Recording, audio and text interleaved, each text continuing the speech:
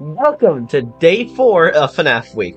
Now today's schedule is not going to be as packed since there's not a lot happening today, but I decided it's smarter to go over it just like we did yesterday and on the first day, so I have a bit of insight of what's all going to happen today.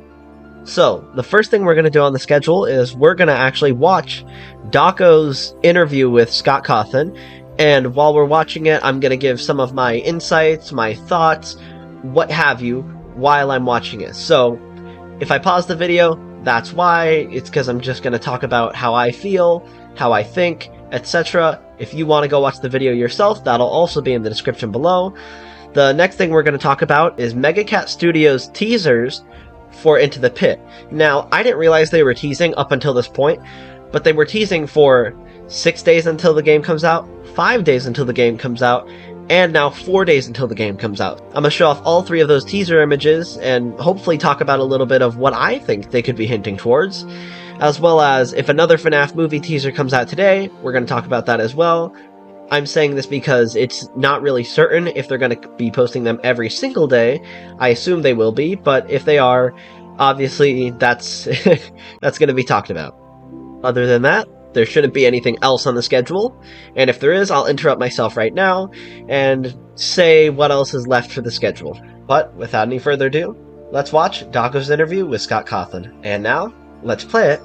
Scott, tell me what's in the box. I think as the 10-year anniversary is upon us, I will give this as my gift to the fan base on this 10th anniversary. What's in the box is... Oh! Oh, this could be big! Okay. Look! Mabel! Aww. Hi, Mabel. Yeah, I'm glad Mabel's okay. What's going on, guys? Dorko back again. Hope you're fantastic today. And it's the 10-year anniversary of Five Nights at Freddy's. It is August the 5th, which means if you've been looking at the list, what the official Twitter has been saying, it's the interview with Scott Cawthon, everybody. Yeah. Hey, everybody. How's it going? Daco, good to see you again. Yes, 6 years since the last interview, right? Which is crazy.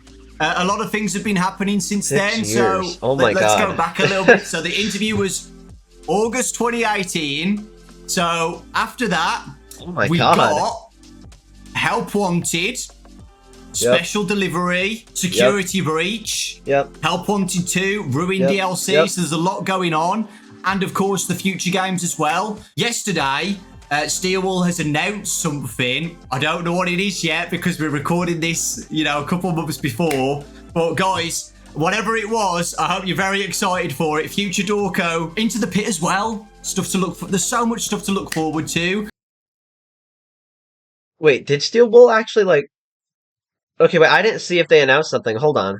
Just checked Steel Wool, and no. The announcement for Steel Wool is happening on August 6th, since they switched around some of the dates at the last second. So, luckily, I didn't miss anything. So, let's get back into it. And it's really cool that you've done, a week of exciting things for the 10-year anniversary. We've never seen something like this before. 10 years of Five Nights at Freddy's, which is... Yeah. It's pretty crazy, right? Man, I can't believe it's been so long since our last interview. That really seems like just it doesn't. How long did you say ago it was? 6 years ago? That's hard to believe. That's impossible to believe. I know, right? I've actually got a This song is for trippy you hearing Scott that I'm going to play for you to celebrate the 10-year anniversary. with a good mic, you know? Okay, well, this is getting things off he's got to a song. kind of an awkward Okay. start, but I'll let you go on ahead. Okay. Are you No, ready wait, for you're this? going to be performing. Wait, you're going to be performing this yourself, or is something recorded? I've got the harmonica right here. Oh, Oh, no. harmonica. Okay, my I've favorite. been practicing this song no. for over 32 years. Okay? Mhm. So, are you ready for this? I'm ready. Come on now, you started this. Right, okay. Ready? I'm really good. I'm really good.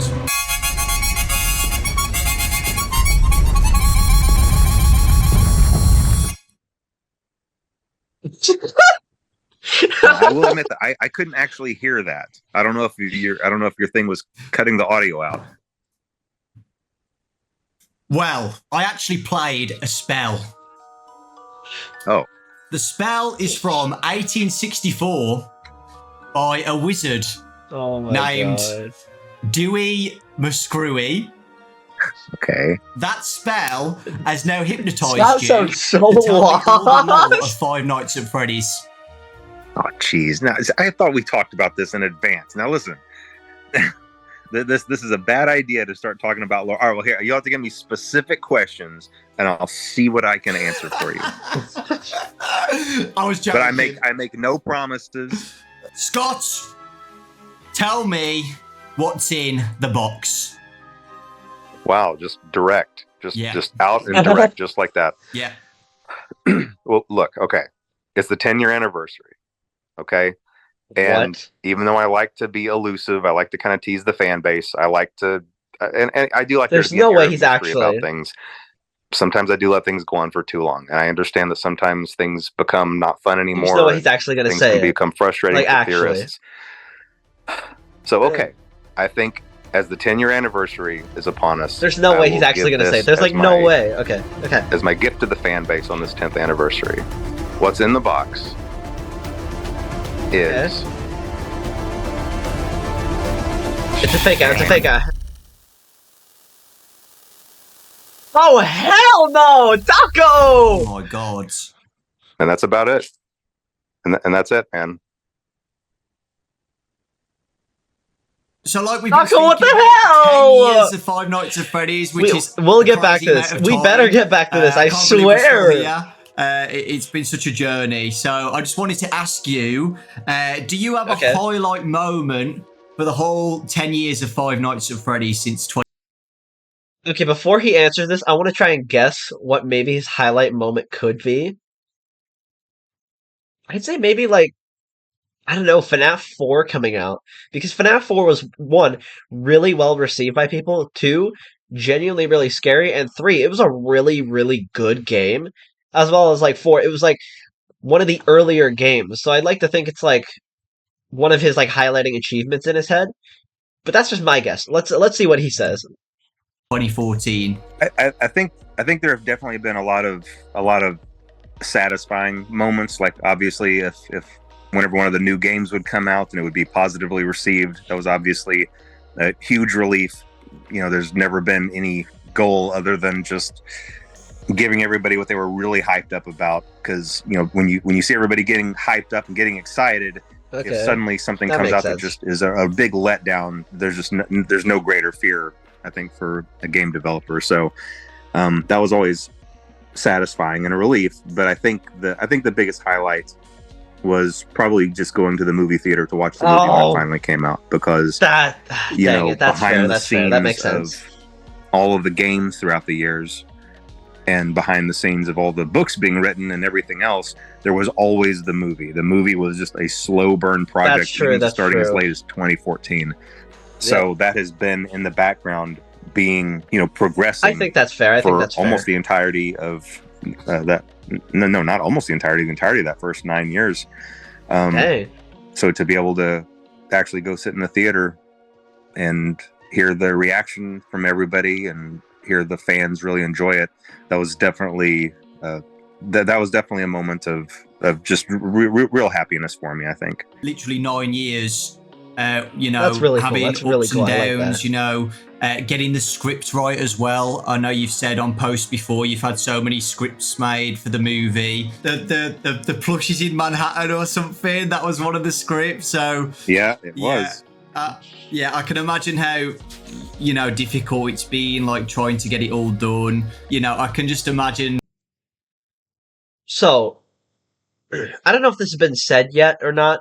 I might sound a little dumb when I say this, but I'm curious if it's like, because he said there was multiple scripts. I'm wondering if they were like fully finished scripts, like he wrote front to back, or it's just like a rough outline. Like, guys, Plushies in Manhattan is just going to be like, these characters do this thing, and then the Plushies come over because they did X, Y, and Z, and then the Plushies attack them, and in the end they have to find a way to stop them by using X, Y, and Z.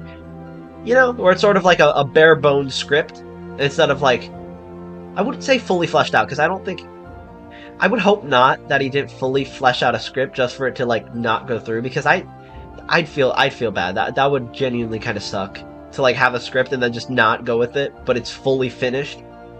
Yeah, I'm curious if it's like fully finished script, or if it's just like the bare bones sort of material. Well, I can't imagine it because I'm not you, but you know, when me, Raz, and Ryan and Baz went to a premiere for it and sat down at the cinemas, and we all looked at each other at the end, and we had to like, we couldn't believe it, and we didn't even make the games. We've been there since, you know, basically day one. Basically day one. We all said like, imagine how Scott's feeling right now, you know, just sitting down and seeing it actually, you know, on the big screen. It must be a crazy feeling.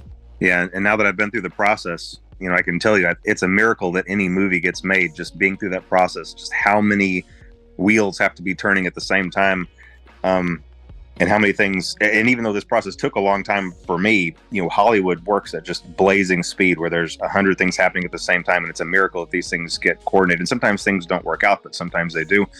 On the day that I was driving to New Orleans and the shooting was supposed to start the next day, on that drive, I was on the phone. It was like a 5-hour drive from where I was. I was on the phone the entire time trying to finish contracts and finish negotiating points because there were still open items with there were still things that needed to be resolved with Universal, Blumhouse, the Actors Guild, the Writing Guild. There were just Louisiana. There were all of these things, and any one of them not being settled properly would mean we couldn't start. I never filming. would have thought it would have been and like all of those conversations were happening at the same time. Like all of them depended on one of the other ones. And so that was a very stressful drive, but that's just the way that Hollywood works. There's a million things happening at once. It was definitely a whirlwind, but to see all of those pieces come into place, it was pretty remarkable. And yeah, like you were saying, just all of the scripts, starting just with 2015, you know, there were a couple of deals that weren't very good that I'm very fortunate didn't pan out, but then whenever I was with Warner Brothers briefly, that was a good deal, and I was very grateful to have that. But even that, whenever the stars seemed to have aligned, things just didn't work out there either. And so I was really fortunate to meet up with Jason Blum and get to have that deal with Blumhouse. You know, they had a lot of faith in the project, and they were following my lead on a lot of things. You know, sometimes to a fault, because lots of times I would throw things out and want to start over, but you know, they were with me the whole journey. They were with me, and they believed in the vision, and everybody just had the fans at heart. That's all anybody wanted to do. Everybody was just making sure that every part of the movie would be something that the fan base would look at and recognize or relate to or connect with. And I think in the end we were able to accomplish that, and I'm just really happy with that. And I think we landed with just the perfect cast, which, again, that almost didn't happen either. There were a couple of instances where someone else was about to get a part, and then something would happen that would make that not work out, and then someone better would step in. And I've said this to, you know, my contacts at Blumhouse numerous times just over this last 6 months, even since the movie came out, thinking, aren't we glad that we got like Josh Hutcherson for this role? Like, isn't it great we had Elizabeth Lale for this role? Isn't it awesome we had Matthew Lillard for this role? You know, isn't it great we ended up with Piper Rubio for this role? Like, every single person that we ended up with was just absolutely perfect in those slots, and everybody was just a delight to work with. Once again, since I'm new to the film industry, I got to talk to people about their other experiences on other projects, and it can be really scary because usually, from what I understand, every production has one member of the cast or one person on staff or just one person that, you know, causes problems or something like that. We didn't have anything like that. Nothing like that. Everybody was just phenomenal. They were just a joy to work with, and getting to go to filming was really fun. So it was a really fun experience. And in the end, I'm just happy that the fans were happy with it. Now, that's not to say the film didn't have it's places where it could have been improved, and we're all, you know, and we all, me and Emma and Jason Blum, would definitely chat about that and looking to make sure the second movie is a step up and an improvement. So lots of good things to look forward to, I think. Yeah, it's exciting. And yeah, you're right about the fan reaction. The fans absolutely loved it. Like, we all can't wait for the next movie. It's so exciting. And I'm so glad, like, it's actually happening as well. So yeah, exciting times. I can't wait for the new movie, you said that you've got honestly. a highlight. of the 10 years of FNAF. If you could go back and change one thing in those 10 years, do you have anything that you would change? You can't. Okay. And then Doc was saying, obviously, you can't see the box. I wonder, I'm gonna take another guess at this just to see. I'm gonna take a guess at, like, a lot of the questions just to see if I can sort of pinpoint maybe what he's thinking before he says, just for the fun of it, you know? But if he could change anything, I might... This is gonna sound like a cliche guess, but I feel like it has to do with, like, Sister Location or FNAF World. Because Sister Location was great, don't get me wrong. But there were a lot of things that were sort of like, at the time of the release, sort of like wobbly, if that makes sense, like with the lore. Like very loosely tied at some points. At least at the time that it released, you know. And then FNAF World, man, FNAF World was not at all like positively received, as well as the fact of like the lore in FNAF World, it took people forever to like find something about it. So I feel like it's either Sister Location or FNAF World, but let's see. Can't say the box. No, you know, the one thing I would change, I wish I could go back and have one more shot at FNAF World. What did I say? What did I say? I figured it was going to be FNAF World. I knew it. Okay. A little proud of that. Okay. I really, really do. I know it still would probably definitely be the oddball in the series, no doubt. And maybe it would still have been a poor decision in general, but there were just a lot of bad decisions made at the beginning of that project that doomed it from the start. Like I was making it with mobile in mind, so it was a really slow resolution. I was thinking about it as a game on the phones. I tried to make the whole game on one frame in Click Team Fusion. That just means I wasn't allowing it to be as big as it could have been. I was trying to cram it all together for my own convenience. There were just several decisions that were made that really hindered that. And also I was in a rush because I was getting a little arrogant, thinking that hey, anything I make is going to be gold, you know. And I was definitely definitely ate some humble pie with that really, really quick, and I learned that is not the case. And so I've tried to be very careful not make that mistake again after that. But yeah, you know, if I could go back and change one thing, I wish I could maybe work with a different developer and just really make it a high resolution game, get in some really good graphics, maybe get someone else to, you know, help me with those graphics. And I don't think Scott would ever watch a video like this. I wish he would. But my genuine input is the way he's feeling about it. I think that's like genuine, you know? And not to be like, I don't think Scott thinks some of his things like are genuine. No, I mean it in the sense of like, if he wants to remake the game, I think it's a good decision to remake the game. And again, if he wants to make it with like a different like developer, there's a lot of really good developers, honestly. Like there's the people who did, I can't think of a specific game, but like people who work on some Newgrounds games, they're pretty good devs. I'd say since the 5 Laps at Freddy's worked with fans, just to throw something out there, there's a lot of fan-made FNAF World games either in the works right now or have already been like finished before that I think do like a pretty good job of like expanding upon FNAF World. So Scott, if you're watching this, I don't think he would, but again, that would be really cool. Scott, if you're watching this, maybe try reaching out to one of the devs who have like made a fan-made game of FNAF World, and then you guys could work together and talk things through, because if the way they've worked out FNAF World for the people who have like expanded upon it, have sort of like fixed certain graphics or made the game bigger or just things in general to where it's like they've fixed the sort of problems that people like had when it first came out. So that would be my suggestion, is maybe like try and reach out to some of those devs and see if like, and I'd say like a couple. I wouldn't say like, oh, this specific FNAF World fan game, work with them.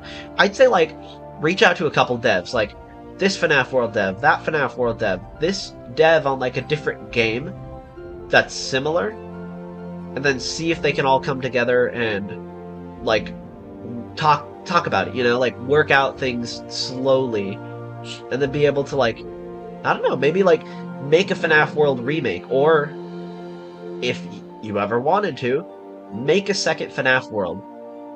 And the fans might not receive it well, the fans might receive it well, who knows? I genuinely really loved FNAF World when it first came out, and I still genuinely really love FNAF World to this day. So that's just my sort of suggestion as to like how to fix some things. It could have been a good game. Could have been a good game. Who knows? Maybe somewhere down the line, if I get really antsy about it and have a lot of free time on my hands, maybe FNAF 2 or FNAF World 2 might be a thing. Yeah, I was about to say that, you know, you could still get a different company to make a FNAF World game. It's not over yet. I think I've said this to you before. I choked on my water. I got excited. I think it is so underrated, and I always say FNAF World is underrated. I love it so much. There's just a charm to it. I really do. And I know you don't like it, but I absolutely love it, man. I really do. And I do too. It's amazing. It's an amazing game. If I had allowed myself to work on it for one more year, just like really double its development cycle and let it be a high res game, I bet it would have really been something. But like I said, who knows? Maybe for the sequel someday. Make a sequel, please! Steel Wall, the amazing Steel Wall Studios. Please. That was the next game after Ultimate. I'm begging. Help Wanted. One of my favourite games in VR. I absolutely loved it. What has it been like working with Steel Wall? Were you nervous about it? Because I know it's a big thing to, you know, give a company your baby basically and let them, do what you've been doing for the past 5 years.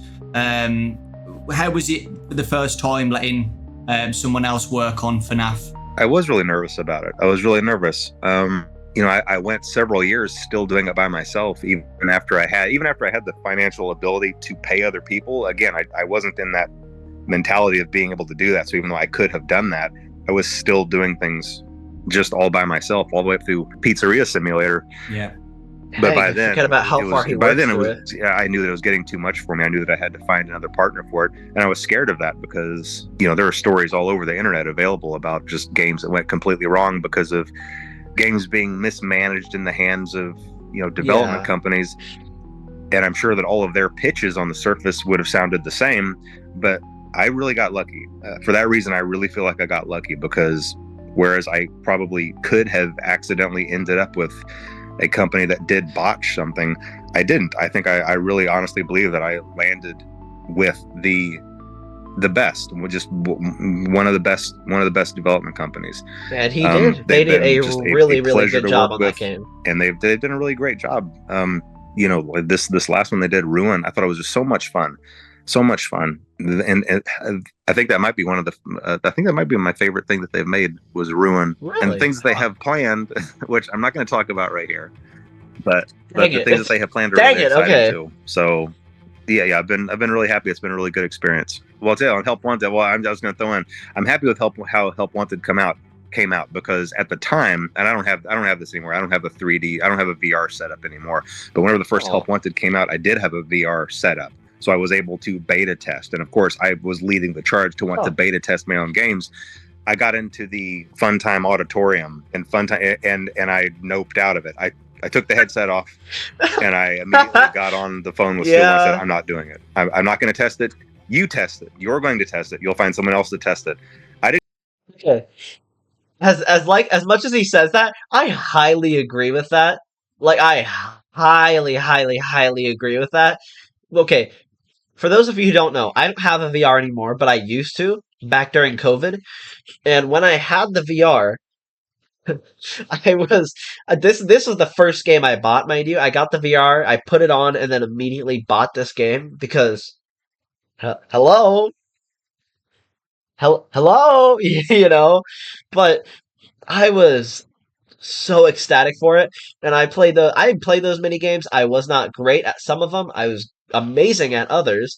And then when it came to Funtime Auditorium, I opened it up, I looked, and I'm not even joking when I say I got, like, not cold sweats, but like a cold shiver, and like the hair stood up on my body. I was horrified, and especially with the fact of like I was wearing headphones, so it was like very like spatial audio, so you felt like you were actually in the room, and the fact you're in this pitch black room, this long, narrow, or not narrow, long, open, like ominous pitch black room, and you just have to trust that you know what you're doing.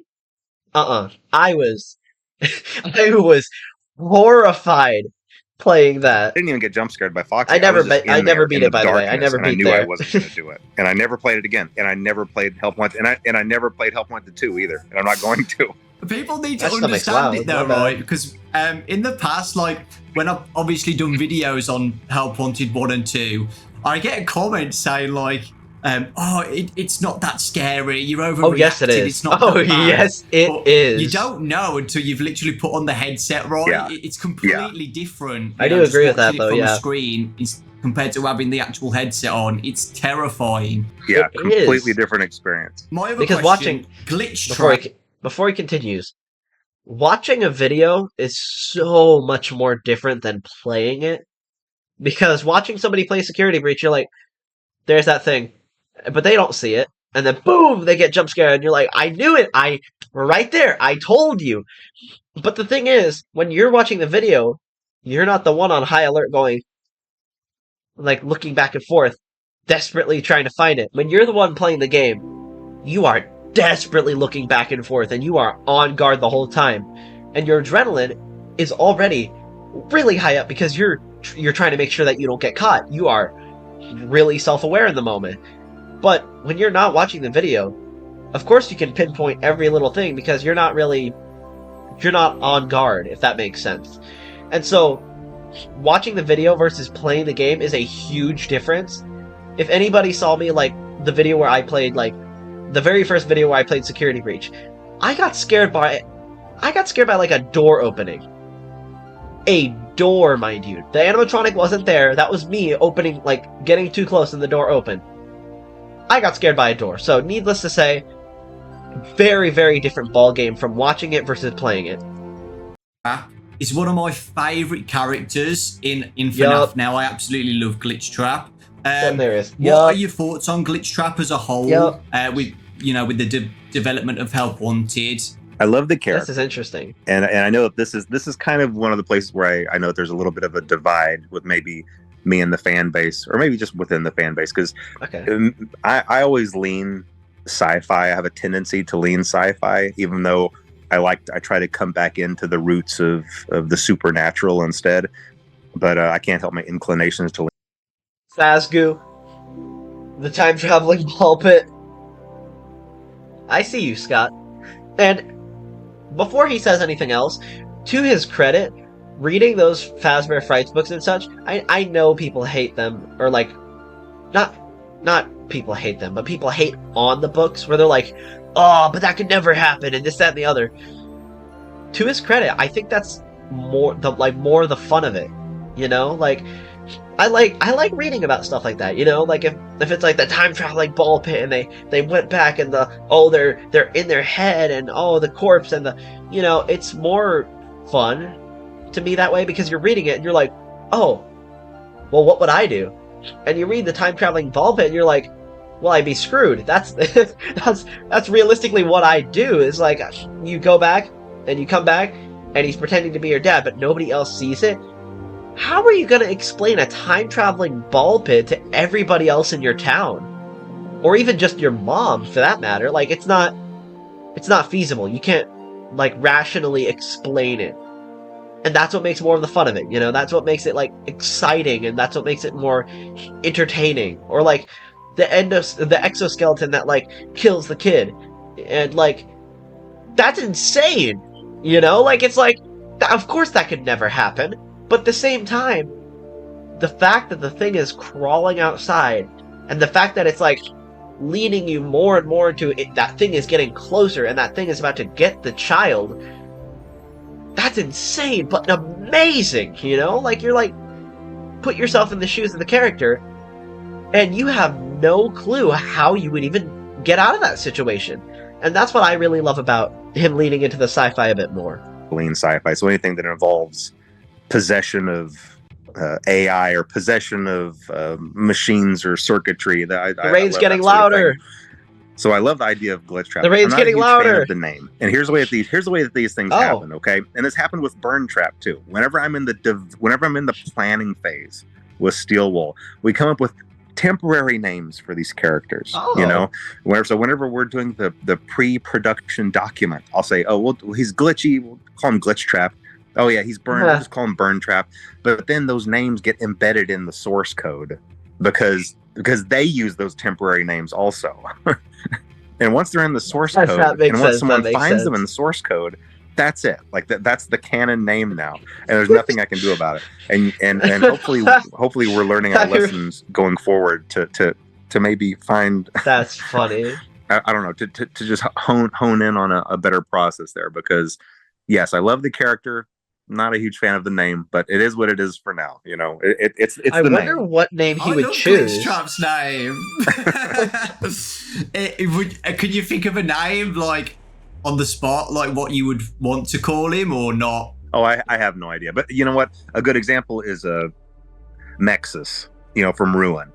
Now that was a character where, even in just my design of the game, I thought that through, and I came up with that. And I'm really happy with it. I really like it. It's an interesting, really cool name. But now, see, if I didn't have one of those ready to fire off, I might have thought up something like, I don't know, Purple Trap or you know, or AI Trap, or just something temporary. AI Trap, I like that. That would have been so much worse than Nexus. So.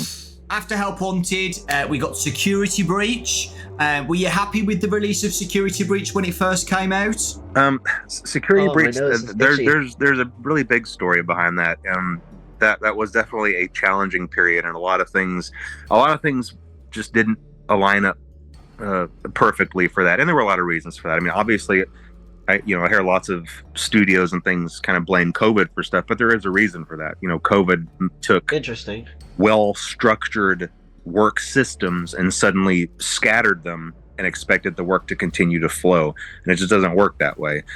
From my understanding, I'm pretty sure. Let's continue.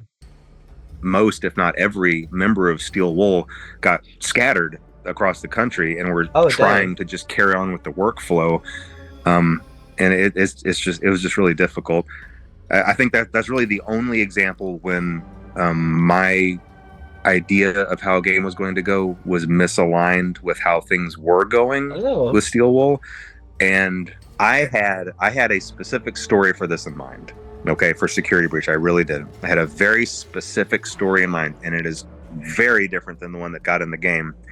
And I think part of that is the way that Before he continues, I figured based upon the trailer versus like the final product, like the very first trailer, it seemed like it was going to lean more into like the horror aspect, but then it got sort of, I don't want to say watered down, but a sort of like, I think that's the only way I can describe it, a sort of dulled down version of horror.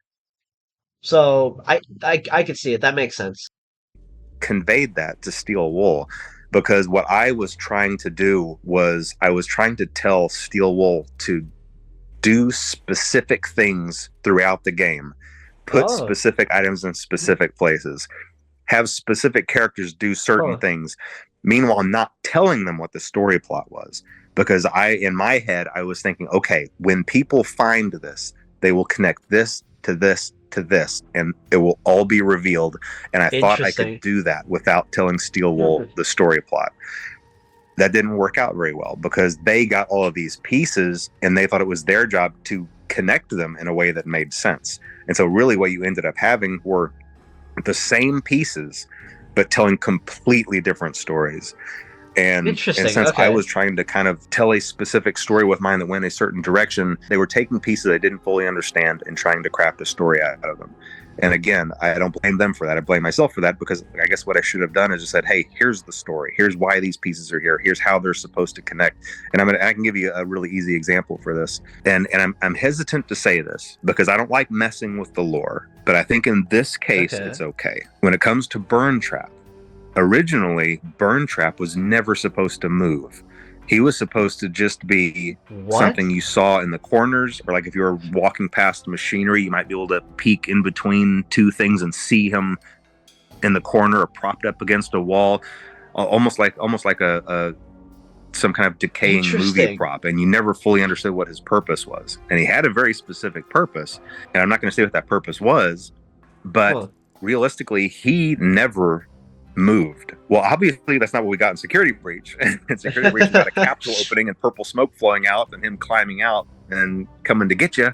And so it's just not quite the same thing. So, but anyway. It didn't turn out the way anybody wanted, but hey, whenever that happens, just like whenever I stepped in it a little bit with FNAF World, me and Steel Wool got together. We were like, look, all that matters now is making things right by the fan base. That's all that matters. We all had the best intentions going on. We all wanted to make a good product, and we went in and we made Ruin for it. Chip out the lore. And I hope that redeemed the game, and I feel like it did because I think it was really great. And, anything that we do going forward that continues that story or has those same themes, I think we're just going to be in a much, much better situation to continue on.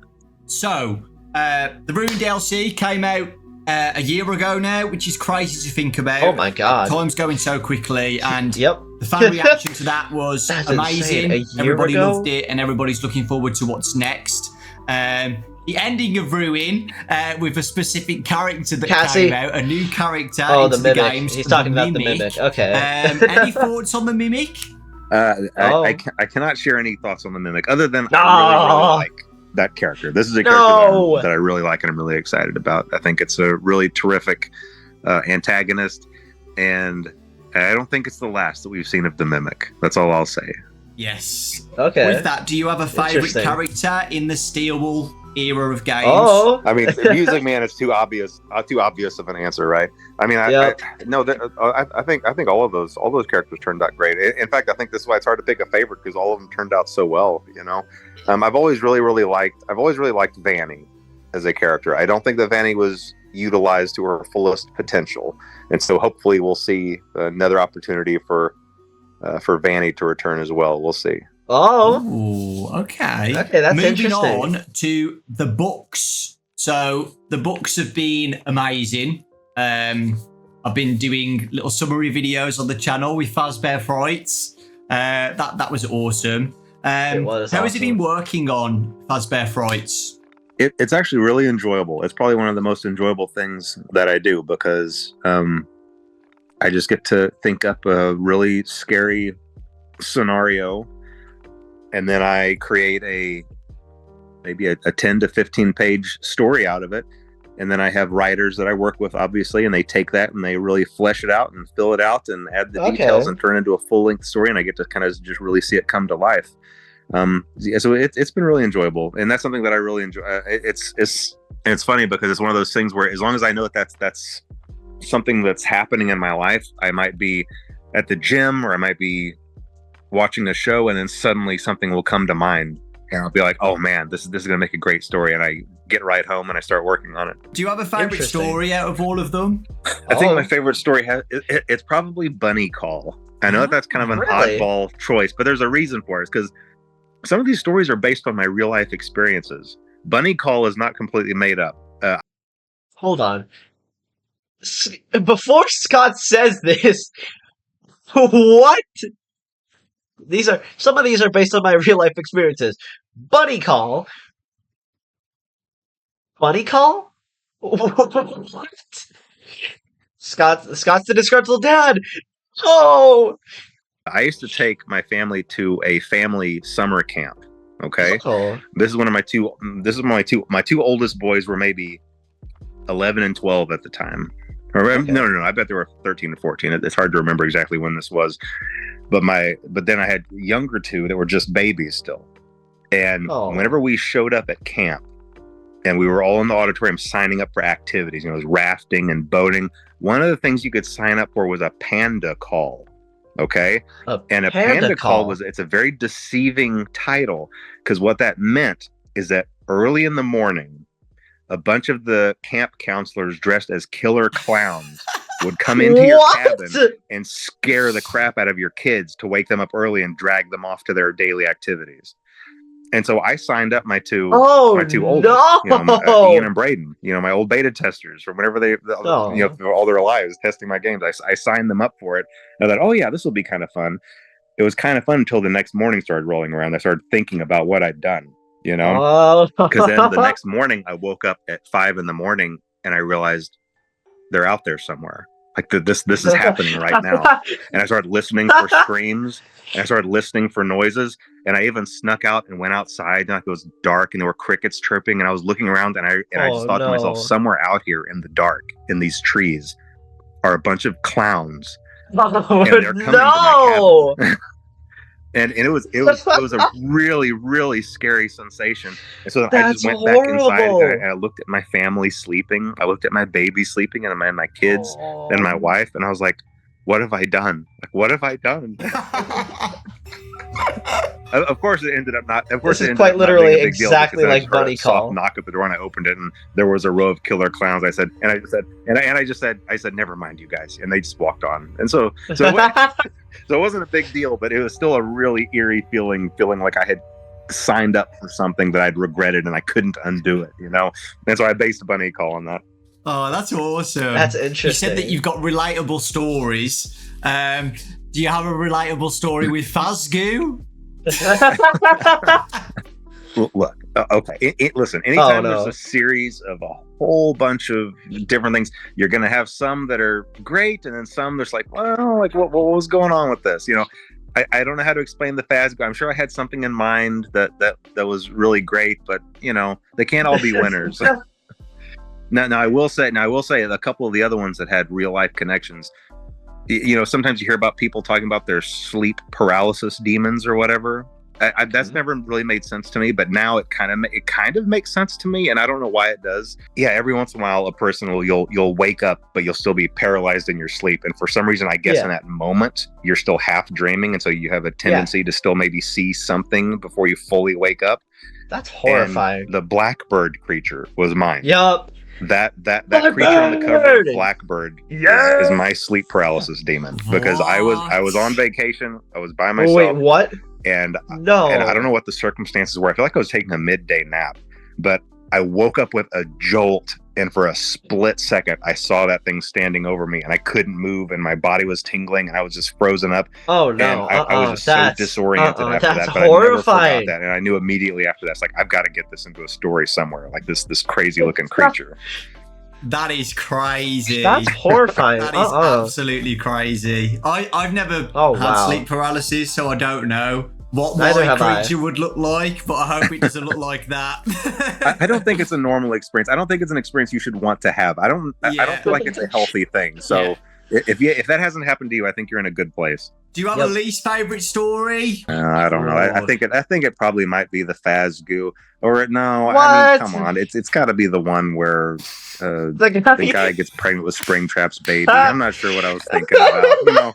Again, that's one of those things where, oh man, this is going to be really creepy. But then you step back and look at it from afar, and you're like, I don't know if this is a good idea. And I swear I wasn't picking on MatPat. That wasn't a story designed with MatPat in mind. It really wasn't. Hold on. Listen, whenever you're doing these stories for this long, eventually you just run out of names, and you're going to cover all the names. Yeah. Eventually I'll get around to Dawko. And so if you see Dawko in one of these stories, it's not something personal. It's just because I ran out of names. I don't know. Dawko is a very specific name that you'd have to get to. I probably have a few more to go through before I get to that, so you don't have anything to worry about. When doing my summary videos, and I know a lot of people say the same. People who loved Goosebumps when they were kids find these really relatable, right? Yep. And I know kids at school now read Fazbear Frights like they're Goosebumps books. And as a kid, my favourite TV show was Goosebumps. Would you ever think about or like the idea of Fazbear Frights ever being like a TV show like Goosebumps? Please. Adapted? Oh yeah, definitely. And that's something that can definitely happen. Especially now that the first movie came out and was successful. I think that really opens the door to lots of I would love to see that. Opportunities. The only thing to be mindful of. Before Scott continues, I would love to see a Black Mirror type series for FNAF. Like Black Mirror specifically, because Black Mirror gets dark, and they don't hold any punches back. They go straight in. So I want to see like a Black Mirror type series that's based around FNAF. And it doesn't have to be necessarily canon. It could just be in its own universe. But I would love to see a Black Mirror type of FNAF show, like so badly. Because I don't want to oversaturate the market and just create too much. And I think sometimes we get a little bit of that where franchises have movies and too many TV shows, and it just kind of waters everything down. But I really do like that idea, and it is definitely something that could happen for sure. Awesome. So the next segment is the FNAF movie. I've got some questions for you, Scott.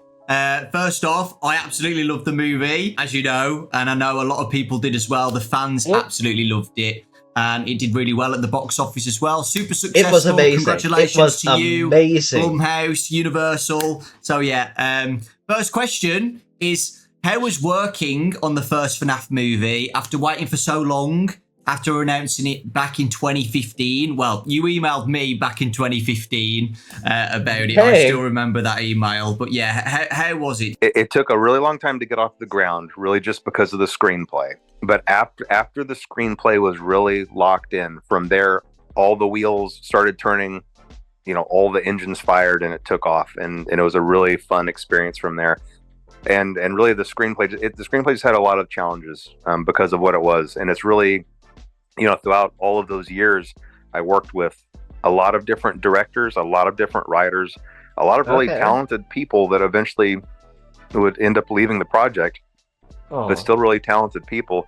And it was really just a matter of, there's just material that's difficult to translate to the screen. Yeah. And one of the biggest issues is the animatronics, obviously being the monsters in the monster movie. If I were to approach any writer of a horror movie or any director and say, okay, here are your monsters, go make a monster movie with them, that's easy. You give them all a knife, you go in, you just make your generic slasher, but just have it be, Freddy, Bonnie, Chica, and Foxy doing the slashing.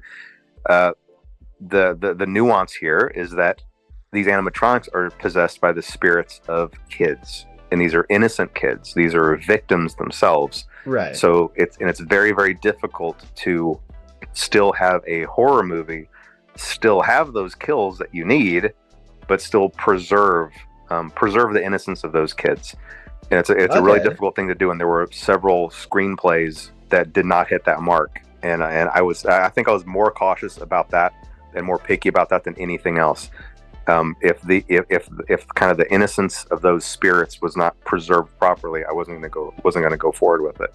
And so, one quick example is the way that we were able to have a couple of kills in the movie was obviously the vandals. You have a group of people who are breaking in, they're disrespecting the place, they're trashing the place, they're there with bad intentions, and then you combine that with the fact that these animatronics are, the spirits in them are these kids that are basically very confused and lost, animals backed into a corner, and kind of left with this impression that adults are out to get them. And then you have these violent adults breaking in. And so it allows you to have that kill count while still being like, well, I can kind of see how that might happen. It was a tricky thing to do, but I think we were able to accomplish that. Manipulated by William Afton still as well. Yeah, that's right. That's absolutely right. The drawing on the wall was also kind of this layer, this blanket of manipulation over them all. So all those things combined, you could see how these actions could happen while it not necessarily being the fault of the kids. With the fort scene as well, I loved the fort scene. Me I know too, some people were a bit confused by that, like why are they building a fort? But I got it straight away. It's because they're kids. You it's just to want to show you the audience that they're just kids, children, right? Were you happy with the first movie and how it came out? Oh. Yes, I am very happy. Good. I mean, look, anytime anybody, I think pretty much anybody who's been through a process like this would be able to look back. And I do this with my games too. You look back and you're like, well, I wish I'd tweaked this. Oh, maybe this could have been like this, or maybe this could have been like that. But you have to just really take a step back and look at it as a whole, and where it came from, all the things that could have gone wrong, and all the things that went right. Amazing and movie. Just be really grateful that so many things just fell into place. and I can give you a really quick example of why I don't want to second guess too much. At the 11th hour of this movie coming together, we still really didn't have a music composer. And I really wanted an animated intro. I was really pushing to have that 8-bit animated intro, but we didn't have anybody, and really not really anybody, to have an idea of what kind of music we were looking for. 11th hour, Newton Brothers come in and they write off that banger of a track, like absolute insane. Scott knows the word banger. Oh my god! The first time, and I was like, wait a minute, do I have a theme song? Does Five Nights at Freddy's have a theme song? And I called Emma Tammy on the phone. I was like, wait, do we have a theme song now? Like, I can't tell you how excited I was over that. And you better believe you're going to hear that again at the beginning of the second movie too. I mean, that was so incredible. The brothers just knocked that out of the park.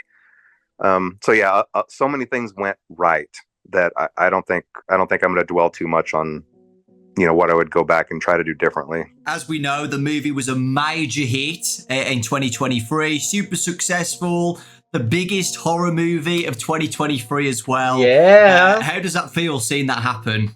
It's nice. That part is nice. It's more important to me that if the critics had loved it, but the fan base was grumbling and saying, wait, this isn't how it is in the lore. Wait, we didn't like this. I don't like how they did this, and this. And the fan base was unhappy. That would be a failure to me. I'm perfectly happy with all the critics hating it and the fan base reacting positively to it. So yes, it is nice that the movie was successful. However, that is not the correct metric by which to judge the success of this movie. In fact, opening night, which was Thursday night, where I am, I went to the very first showing, and the theater was pretty much empty. There were only a couple other people in there, but it was a 1:00 showing. So, but still, I saw that as kind of a bad sign. But I just watched it anyway. Then I went to the next showing, which was just later in the evening, and I told myself I wasn't going to go online. I wasn't going to read any reviews. I had already told everybody at Blumhouse, and I told my legal team, don't talk to me, don't call me, don't email me, don't send me charts, don't send me facts or figures. I don't want to hear anything about anything. I'm going through this whole weekend blind. I just want to experience what everybody else is experiencing. Well, before I went into that second showing, I was just by myself. And then later that evening, my whole family was coming into town, by the way. My whole family was going to come into town and watch the movie with me that night. But this showing I was still sitting by myself. I was checking my email, and I accidentally saw one of the reviews. And I saw that it was terrible. And that opened the floodgates, and I went and started reading all of the other reviews. And I immediately texted my family saying, don't come. Don't come. This is over. I want to be by myself. And I was already thinking in my head, like, how am I going to write a letter to Blumhouse apologizing for this? How am I going to write a letter to the fans apologizing to this for just wasting everybody's time? And I was just incredibly depressed. Rough. But somehow Jason Blum caught wind of this. I don't know who I asked a question to or what I said, but he started just bombarding me with text messages saying, Scott, the fans love it. The fans love it. The movie's a big hit. Everything's great. He was just, in all caps, everything all caps. My phone was just blowing with all caps texts. And so he really talked me through that to try to encourage me that even though the critics hated it, there was a lot. Me and my dad sure loved this shoe. We both dressed up for the movie. I had my family come to town anyway, and we just sat in a packed theater and listened to the cheers and enthusiasm, and it really lifted my spirits. But, it was amazing. For a couple of hours there, man, I was pretty distraught. I thought the whole thing was just a complete disaster. I was shaking with excitement. But it wasn't. It all worked out okay. It all worked out okay. Yeah. And again, the movie's not perfect. There's definitely room to improve. But as with everything, but yeah, though, I'm definitely happy that it was in general received well by the fan I don't think base. there's ever going to be a the perfect second movie, but which is, it's been announced that it's going to be coming out in 2025. Is it December 2025? Yeah, December 5th, 2025, I think. Is there anything exciting to talk about on the second movie? Anything you want to say? I'm not going to give away too many details. Okay. But I will say that I'm following kind of the same formula where the first movie is focused on the first game. So I'm going to try to carry on that tradition onward with future movies. And I think that is absolutely the way to go. And I think everyone's going to be really, really excited for what's planned for the second one. The first one was really challenging because it's so much setup. It's like, how do you establish all of this? But now that we have that launch pad, where to go from there came a lot just more natural. It felt a lot more natural, and we were able to really craft just a really great story, I think. And I'm really excited about it. And I won't say anything more, but I'm really hopeful that everyone's going to really love what's gonna come around December 2025. Yeah, so exciting. And is Emma back and everything? Oh yes, yeah, well? Emma's gonna be back. She did such a great job on that first one, Yeah, that's really good having the same director. So now we're going to be talking about Into the Pit, the new game that's coming out by Mega Cat Studios. We just got the trailer, another trailer, a couple like last week. And it looks amazing. It looks so good. How has it been working on the game based on a Fazbear Fright story? It's definitely been a unique experience. I first started talking to Meg. I mean, it's been years and years since that game has been in development. And originally, it was just supposed to be a little novelty one-off. It's like, oh yeah, here's this little company that makes 16-bit cartridges, and that was immediately appealing to me because I'm all about the Super Nintendo, and so if I could make something that would come on the Super Nintendo cartridge, sign me up. That was the most exciting thing, the most exciting product I'd ever worked on. It was still just supposed to be a novelty, but as the development went on, everybody was looking at it thinking, this looks pretty good. This actually looks really good. Shoot. And so they just kept on going with it. They could have stopped a lot sooner, and they could have stopped with just a little simple novelty game, but they just kept going, and I kept looking at thinking, yeah, keep going. And they kept going, and I would keep looking at it, and it just turned into this big, full-fledged, full-sized game. So we obviously decided to venture away from strictly the cartridges, so that everybody can be able to play it on Steam and everything. But it's really unique. It's just a really, really unique game, and I do love that it really gets into just this really gritty these kind of gritty graphics that I haven't seen since the late 90s, whenever you had those point and click type adventures, and you had that real kind of that pixelated art style that can be really creepy at times. I don't know. It's going to be a really unique experience, and I think that everyone's going to really be excited about it. I am. Shoot, awesome. I can't wait to play it. How's it been working with Mega Cat Studios then? Oh, it's been great. It's been really great. I really haven't had to give them. I mean, I have had to give them direction, but for the most part, it's been weird. They would go into the hole for 6, 7, 8 months at a time, and I wouldn't hear anything from them, to the point where I thought, is this okay? And I would even, I talk to the other people that I work with, like, is this game okay? Is this going to be okay? Are they okay? Do I need to check on this? Do we need to check on them over there? But then I would get an update, and it would just be all this crazy new stuff and all this crazy detail, this fluid animation. It's just crazy, crazy, crazy stuff. And then they'd go back into the hole again for 5, 6, 7 months. And then we just repeat that cycle. But now here we are finally at the end of that road. And I think it's just turned out really great. Like I said, really unique. And I think everybody's going to really like it. The reaction to the trailer has been amazing. All positive feedback about it. Super excited. People love it. The story of Into the Pit as well. Into the Pit's probably my favourite Fazbear Fright story. So with all the positive feedback about it, what do you see for the future of FNAF spin-offs made by other studios in the future? Oh, it's definitely a possibility. In fact, I'd really like them to start working on Fetch. I think Fetch would make a really good game. Yes. After my God. Yes. Some stories obviously cater more toward being a good game than others, but there's something really scary about the thought of something always being out there and kind of watching your house.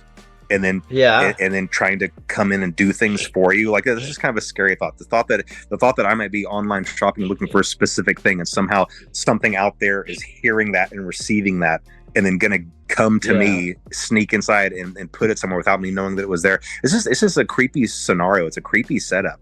And I think it'd be a really cool game to have to stop this thing. An amazing because obviously Fetch was out doing a lot of menacing things, to have to sneak around a neighborhood and stop this thing that's sneaking around so undetected. I don't know. I think it'd be a really cool game. So hopefully that'll be the next project. We'll see. As the franchise has grown bigger, what challenges have you faced with running a franchise of this size? Is there anything you could think you could be doing better? I think something I should have maybe been doing better is I should have had a better structure in place as far as people to talk to the fan base. I've always kept that on myself all during the years, and in the early years, I think that worked great because it was a little indie game, a little indie community, and then me, the indie dev, just chatting with the community and talking. But as the years go by and the franchise gets bigger and bigger, I don't know. I feel like I've slowly kind of lost touch with the fan base. Unfortunately, it's not that same. It's not that same relationship that it used to be. I really used to enjoy chatting with everybody and just kind of I don't know. And I guess that's expected because FNAF is more of a big, it's kind of just kind of a bigger thing now, and it's. Before Scott continues, this is sort of like what I was thinking maybe he could do in the future is if he wants to get like a further like reach of being able to talk to the fan base better. A really, really good suggestion. I think it's really good. I think a really good suggestion I have is the Reddit, since he writes messages on the Reddit from time to time, but there's a Reddit Discord server, and if Scott made a Discord account, joined that server, then he could talk to the fan base, pick their mind, they could pick his mind. He could make announcements on the server. He could talk about things that he wants to talk about or can talk about or etc. And sort of, again, pick the mind of the fan base. See what they want and what they don't want and see what they're thinking and their sort of feelings and what they want to see further in the future and things like that, where it's like the Reddit fan base is really big. I think there's like a couple 100,000 or something in the Discord server, and so in the Discord server he can make those announcements, and if he makes an announcement in the server and he doesn't have time to post it on the Reddit, then the Reddit mods could take the announcement and post it on the Reddit so those people know, and then vice versa. If he makes an announcement on there, they'll say it on the Discord server, and it sort of leaves the doorway open for more possibility of growing, if that makes sense. If you pick the fan base in mind, then you sort of have a gist of what they want, and if you do what you want and what they want together, then you get sort of a perfect equilibrium of finding out what works, and that's just my sort of suggestion. Bigger than one person, and I can't just pretend like I can hop online and chat with everybody and solve everybody's problems anymore. Used to, I kind of could. I could just go in there and chat with everybody and resolve little problems as if it was like just a squabble on a forum. I can always just step in and solve it, but it's just not the same. And I think that I should have realized that sooner. And I'm really only realizing that this year, that I really need to have a better structure in place. You know, and the fan base deserves that. The franchise deserves that. The fan base deserves that, to have more people in charge and running a Twitter page and official news feeds, an official news feed, so that there's not so much confusion about what's real and what's not real, and real news and fake news, and is this confirmed, is this not confirmed.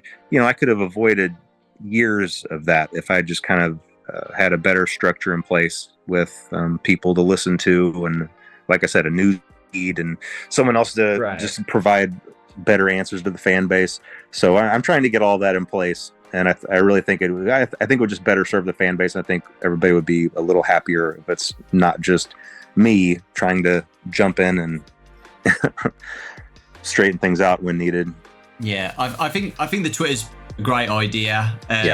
We're recording really this in June, but it was announced today. The schedule for what's coming out during that week is really exciting and really good. So people, can get excited for the anniversary. They kind of know what's coming, which is really exciting. Before Daco continues, Scott was saying how he wanted the official Twitter and such.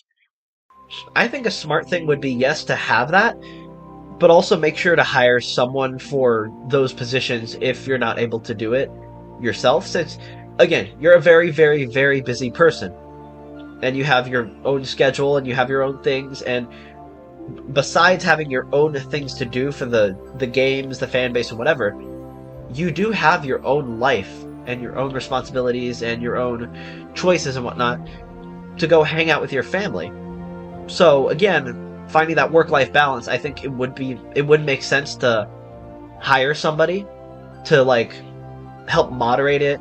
So, if you have news, you can type up an email it to the person who's running the page, and have it be here's all this news.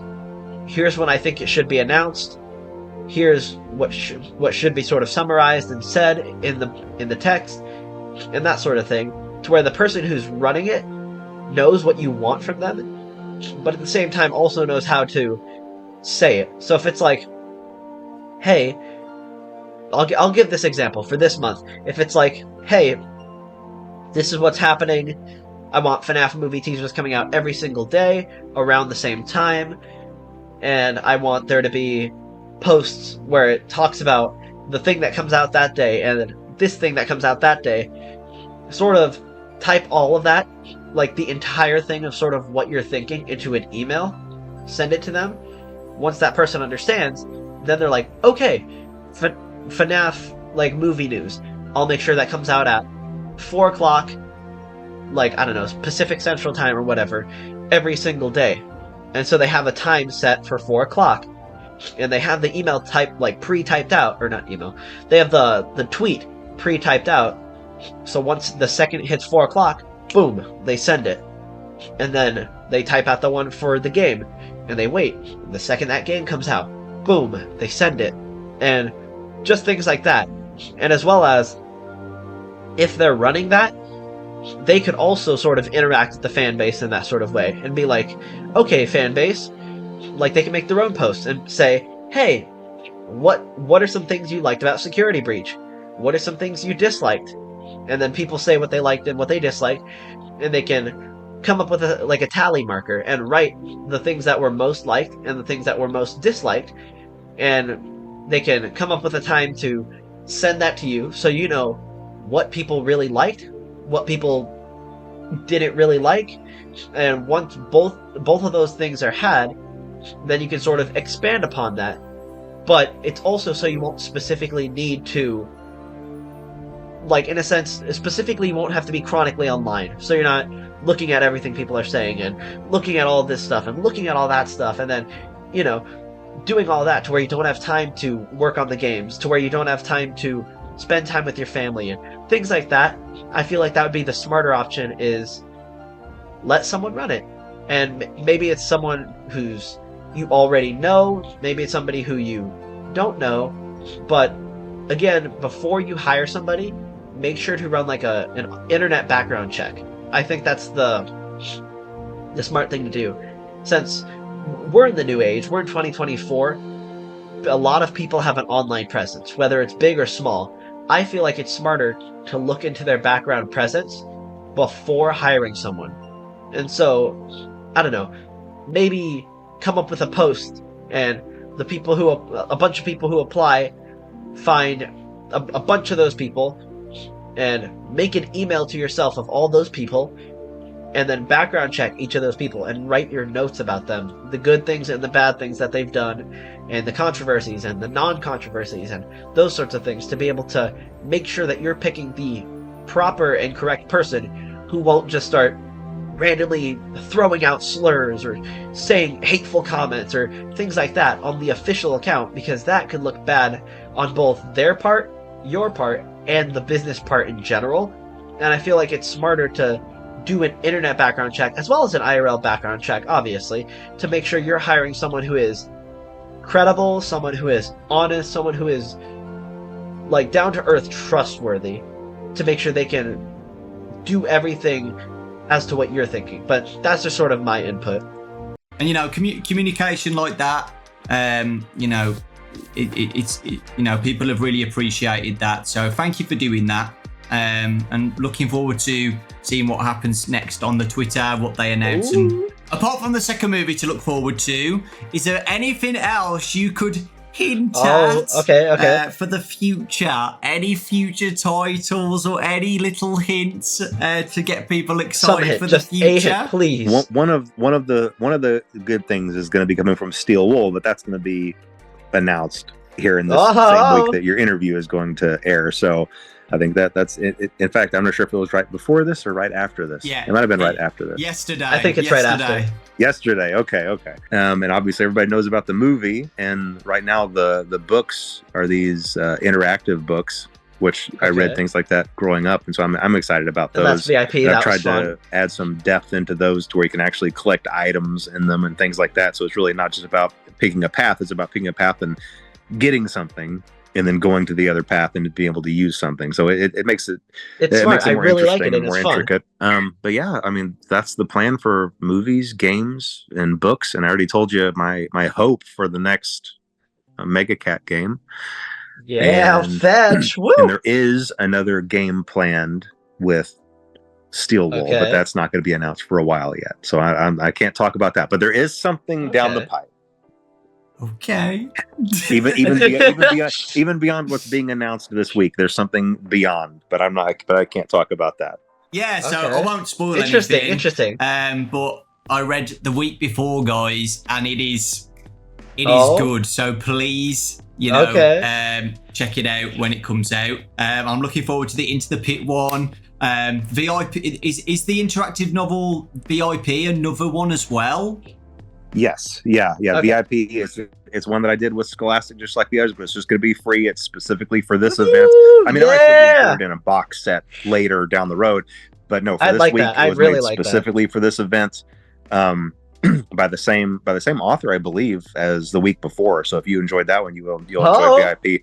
And I really love the story. Then I'm gonna like the week before. VIP. Okay, I'm not gonna ruin it, but it might be one of my favorites. So hopefully everybody really enjoys that. That's awesome. I'm pretty sure it comes out before the interview. So came out yesterday. Future me, if you're watching, probably loved it. There is a collab announcement tomorrow from this interview. Whatever it is, I don't know. The day after tomorrow. But it seems that you've been more open with collaborations with games recently. The Funko one as well. Are you more open to more collabs since we last spoke during the last interview? Would you be interested in whatever it is? I don't know, like Fortnite or Dead by Daylight. Fortnite, those popped into your head at all? Or I'm very careful with collaborations because I want to protect the brand and I want to make sure that Five Nights at Freddy's stays as Five Nights at Freddy's. And there are some games where even if I really enjoy the game, it just doesn't feel like a good match. It feels like a mismatch. The brand integrity is the most important thing for me, and keeping everything feeling like it belongs. And so that's really been my only hesitancy. I feel like I am branching out a little bit, and I am a little bit more open to those things than maybe I was in the early years, but I'm still very careful about it. We'll just see. We'll see how things go. Okay. Anything else you would like to add to finish off the interview? Let's see here. No, I mean, I think things are in a good place, and like I said, I think that the things that are on the horizon are all. I've been waiting since the beginning. What's in the box to be excited about, and I think that everybody's going to really. I'm going to go feral if I don't find out what's things that the fan base really going to. If I don't find out what's in that box, I'm going to go feral. And I wish I could talk about those more, but I don't feel like I can. So, do you think we're going to have another interview in 10 years' time? It doesn't have to be 10 years. We can try to do this a little bit more often. Every 5 years? Yeah, every 5 years. There we go. Okay. Shaking your hand. Just make it a regular thing. Okay, awesome. The biggest thing that everybody has been begging me for this interview. What's in the box? What's in the box? What's in the box? What's in the box? What's in the box? That is, everybody just wants to know anything about it, because it's the biggest mystery out of the whole 10 years of FNAF, I would say. Maybe Midnight Motorist is number 2. But yeah, I'd say the box is the biggest. The biggest mystery that everybody wants, like even a tiny snippet of something. Okay, what is it? Come on. Help. Okay. Help. Well, I can try to give somewhat of an answer to that, even though it might not be extremely satisfying for a lot of people. So this will be satisfying, whatever it is. Come on. To turn off the interview if they don't want an answer that they might not be happy with. But I don't care whatever the answer is. I'm happy with it. There are a lot of things that are in my head that are just flowing ideas, and when I have them and put them there, it's the first half of something. It's like a string or a rope, just like reaching out, and I know that what's there on the other end is there, I trust that it's there. I know that it's there. Okay, and then whenever I progress forward, the rest of that just reappears. The rest of it appears and just fits into place perfectly. That's how all my games have been made. I feel that there is something there, and I make the roads to get there for that to be revealed. But then sometimes when things do progress, the roads aren't always the same roads as the ones that had been planned before. Okay. And so what that means is, even though at the time something was definitely there, something was definitely reaching out to be there, and I could feel that it was there, the progression of the story didn't go there. And so those strings never got pulled on, and those and the other half of that idea remained in the ether, remained in my subconscious. All of that to say, there is something in the box, but I never pursued it, and I don't know if I can find it again. And I think that's the best answer that I can possibly give for that. Scott, thank you so much for the interview. What? Myself and everybody. Before Dawkins continues, so the contents of the box have changed over the years. Okay, that's interesting, because people originally thought it was the toy animatronic toys from FNAF 4, but over the years it has changed, and he's not really gotten like the time to touch on the subject. That's interesting. Okay, that's really interesting. Wow. Really does appreciate it. We're looking forward to the future. We're looking forward to this week. Future me is probably stressing out, playing all the demos and getting ready for Into the Pit in a few days. I'm so excited for Into the Pit. I really am. And all the fanverse stuff as well. My Pop Goes and the Joy of Creation. That demo, yeah. I'm looking forward to playing all of those as well and reading the new book. There's a lot in that week. I'm going to just be MIA that whole week. I've already told my friends and family, like, I'm not going to be here for the whole week. Don't call me. Don't text me. I'm going to be in this room just doing everything I can that week. And yeah, we really do appreciate it. So I feel that. I think me that's recording and editing every single day. Yeah, I feel that. I feel quick. Thank you guys for watching. Again, I appreciate you guys. Thank you. Without you guys, that was really cool. I like that. I like that a lot. You know, I wouldn't be doing this in the first place. Interviewing Scott. So it really does mean a lot to me. Thank you so much. And yeah, I hope you all have a fantastic 10-year anniversary week, and you're all enjoying yourselves playing the demos and reading the books and stuff, and are excited for Into the Pit. That was interesting. Okay. As well, that's so exciting. But yeah, thank you, Scott. I appreciate it. So yeah, we'll both leave now. All right, sounds good. Thanks for having me, Doco. Talk to you later. Thank you, Scott. Bye, guys. Thank you. That was interesting. Okay, so my these are my final thoughts on that specifically. Wow. Okay. So the contents of the box have changed over the years. So what was originally in there before is not in there now. So I think the action figures from FNAF 4 that people were saying were in there are no longer in there, because it was heavily hinted towards in the beginning that was there. But if the contents have changed, then it's most likely no longer there. It is gone. It is replaced with something else, and that something else, I don't know. I'd have to look into it to see what that could possibly be. But that's interesting. That's really interesting.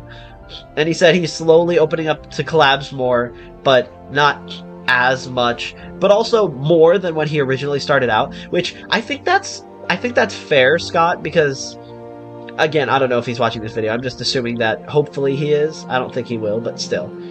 That's interesting though, because I think that's fair. I think that's really fair. This is like your pride and joy, I would assume, right? Like you have put your heart and soul into making this franchise what it is today.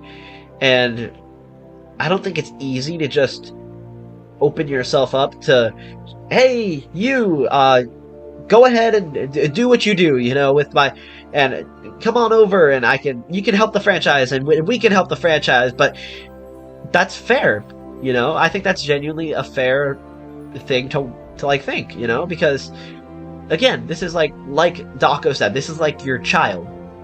You have created this yourself, and you have poured your whole soul into this, and I don't think that's an easy thing to expect or like want out of you. I don't think the fan base, I don't think it's an easy thing to expect you to just open yourself up fully to like everybody come on over and everybody come on and help out. So I think that's just a fair thing to assume. But without any further ado, these are the teasers from Mega Cat Studios. This is the 6-day one, this is the 5-day one, and this is the 4-day one. And so I find it interesting is that in the teaser, in the interview, and these teasers, it seems to be showing an earlier version of like FNAF, and obviously FNAF's events. I mean, it is a time-traveling ball pit, so I would assume, of course, it's an earlier FNAF. But with the trailers and such, with the stuff being broken and stuff not being broken, it looks like you're going to be able to go back in time to FNAF before the killings happened, when the killings happened, obviously to modern day Jeff's Pizza. But what if there's like an in-between period between Jeff Pizza and the murders where the whole place is broken apart, and that's where you have to get out from? And it's an interesting like take on it. I really look forward to the game, and I'm gonna play it the second it comes out. But yeah, I'm really excited about that. And so on to me in the future when the FNAF movie teaser comes out. See you there. Here's the new FNAF movie teaser, and there's really honestly no way of being like, oh, I wonder who this is. This is for a fact Toy Bonnie. Like this is just Toy Bonnie's face. But the real question is, why is it split? Like it goes like that and like that. But that's like what the sister location animatronics are like, not like the toy animatronics. So I wonder if they're gonna like combine mechanics where the toy animatronics can have their faceplates split open like the sister location animatronics, just like a sort of way of meshing the two like games, if that makes sense. But that came out, and not only that, but Tryhard Ninja released a teaser for one of his songs that is going to be releasing on the FNAF 10-year anniversary. So we're gonna listen to that real quick. And here's Tryhard Ninja's teaser for his new song, Drop Into the Pit. In a children's pizzeria in the shadows, glowing old arcade screens and their panels. Okay. It's futures to unravel. They're so fragile. Ooh, I really like the deep like part. That was really I like that. I can't wait for the song to come out. I'm gonna listen to it on the day that it comes out, but that was really good. Okay, I really like the deep part, just because it was like, I don't know, the deeper part overlaid with the normal part just sounded really good. I really liked it.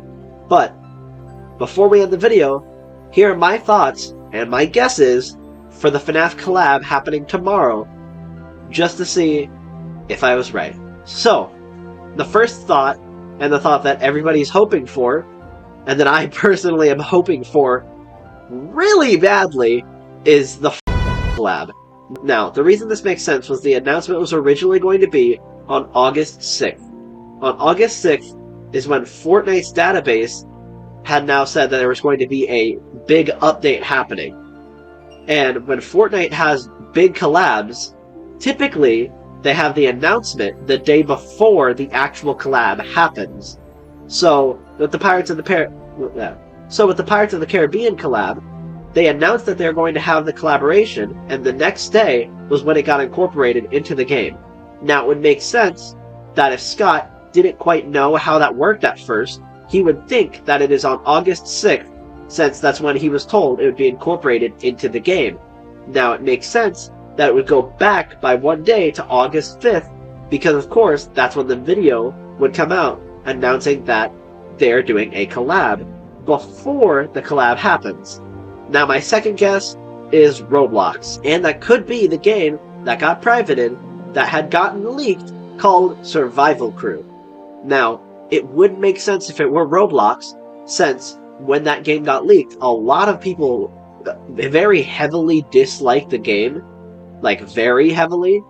So it would make sense that they ended up partnering with Roblox personally to help fix some sort of things in the game to make the graphics look better, to make it run better, to get developers who know how to make it, I don't know, even better than it was when it got leaked. So, it would be a Roblox collab. And it would make sense why it is a special, like, sort of secret collab, because it's Roblox themselves who would be helping out with fixing up the game a bit. So it would make sense.